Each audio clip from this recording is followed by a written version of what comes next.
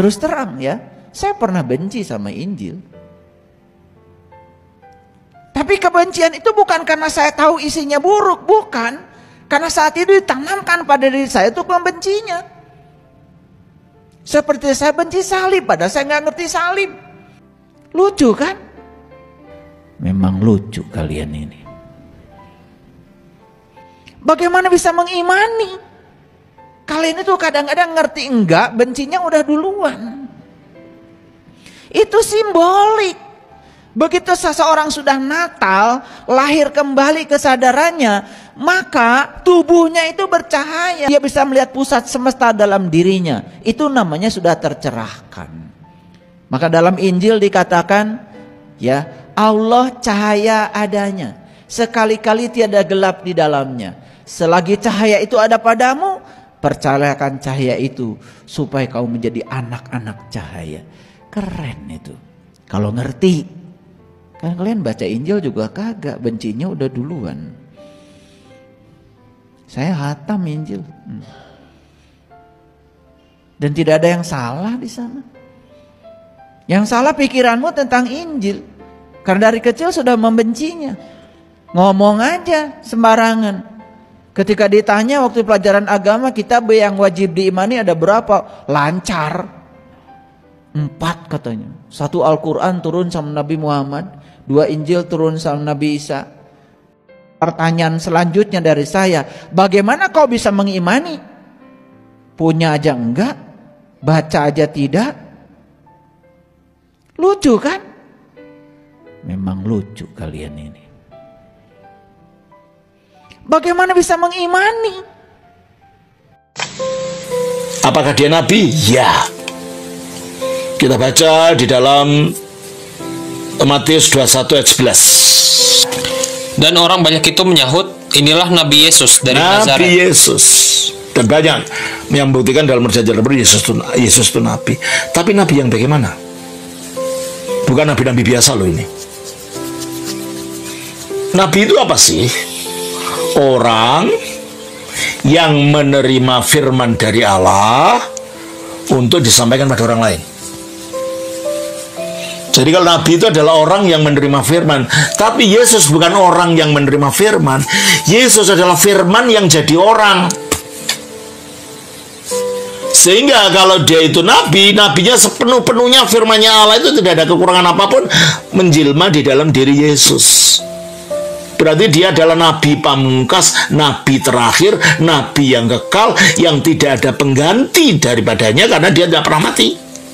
Itulah yang dikatakan di dalam Yohanes 1 ayat 14. Firman itu telah menjadi manusia. Firman itu telah menjadi manusia. Bukan anak Maria itu telah menerima firman, bukan. Firman itu sendiri yang menjadi manusia, namanya Yesus, sehingga di dalam Yesus seluruh kehendak Allah, firman-Nya Allah dinyatakan dalam dirinya, dalam karyanya, dalam pengajarannya, dalam berpribadinya. Yesus adalah pernyataan firman. Jadi dalam Yesus dialah firman-Nya, tapi dialah juga nabinya. Oleh karena itu Alkitab mengatakan Yesus adalah nabi yang terakhir. Kita baca di dalam Ibrani pasal 1 ayat 1 dan 2. Setelah pada zaman dahulu Allah berulang kali dan dalam pelbagai cara berbicara kepada nenek moyang kita dengan perantaraan nabi-nabi. Setelah pada zaman dahulu. Kapan? Zaman perjanjian lama. Allah, apa katanya? Allah berulang kali berbicara pada nenek moyangnya orang Israel. Kepada Adam dia berbicara, kepada Abraham dia berbicara, kepada Nuh dia berbicara, kepada semua nabi-nabi dia berbicara. Jadi berulang kali, bukan hanya sekali saja. Dan kata-kata Allah, bicaranya Allah ini dituliskan dalam kitab perjanjian lama itu. Baca lagi ayat itu. Setelah pada zaman dahulu Allah berulang kali dan dalam pelbagai cara. Caranya macam-macam, dengan suara, bisikan, dengan penampakan seperti yang terjadi pada Abraham, nampak sebagai malaikat, dengan sebagai orang, dengan mujizat, berbagai macam cara akhirnya tertuliskan semua dalam perjanjian lama. Itulah cara Allah menyatakan dirinya. Terus itu zaman dulu dengan perantaran siapa? Nabi. Terus Maka pada zaman akhir ini, sekarang zaman akhir, bukan lagi melalui nabi. Terus Ia telah berbicara kepada kita dengan perantaran anaknya. Sudah bukan dengan perantaran nabi lagi, sekarang dengan perantaran anak. Berarti anak itu adalah nabi terpuncak, nabi terakhir, dan Allah tidak berbicara melalui para nabi lagi. Jadi Yesus adalah nabi dari segala nabi yang menyatakan kebenaran Allah. Lukas 16 ayat 16.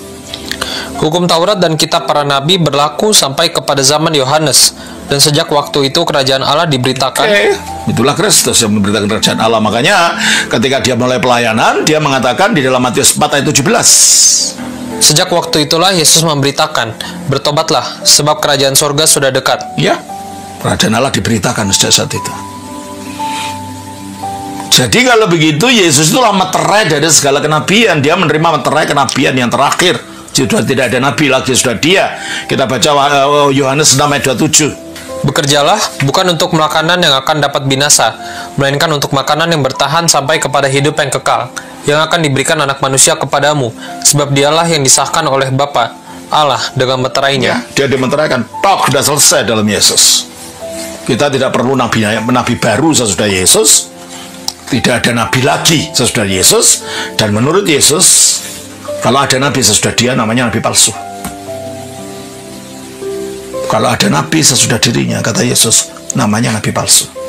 Kita baca di dalam Matius 24 ayatnya yang ke-23.